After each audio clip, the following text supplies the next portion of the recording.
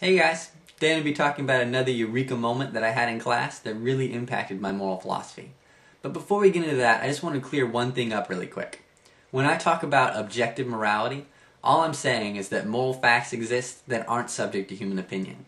It seems a lot of people think objective morality is code word for something like lying is always wrong, but that's simply not the case. Now, in my previous episode, I talked about how morality could be objective without blanket statements like lying is always wrong being true. In this video, I'm going to give you guys another reason to think that morality doesn't depend on those blanket statements. So now that you know my conclusion, I'll tell you how I came to that conclusion. So instead of econ, this time I was in a business law class. My teacher wrote two terms on the board, actus reus and mens rea. I probably butchered that pronunciation, but oh well. All that means is evil action and evil intent. So in law, no action in and of itself can be immoral because that's only half of the equation. So for example, the action of killing, when paired with the intention of being for entertainment, is illegal. But the action of killing, when paired with the intention of self-defense, is not illegal. So if you were to make a blanket statement like killing is always wrong, or killing is always illegal, then technically you'd be wrong.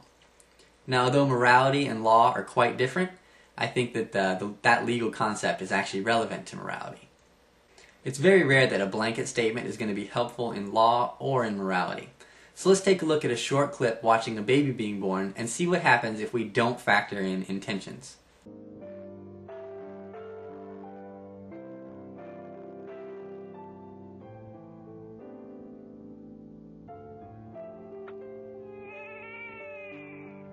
Those immoral Americans, they must have a different moral sense than us. They think it's acceptable to slap babies.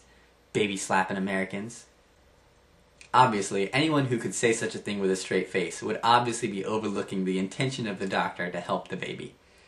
So before we jump to a conclusion that something is right or wrong, we need to look at both parts of the equation. We need both the action and the intention. Like with math, if we change part of the equation, all we do is change the question being asked.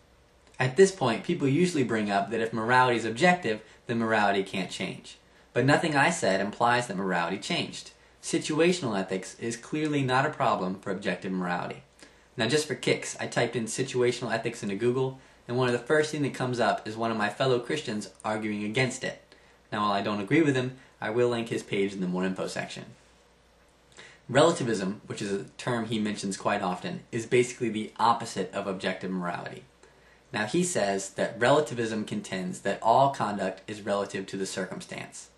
However, he's wrong about that. Relativism actually contends that morality is relative to the individual or culture, not the circumstance.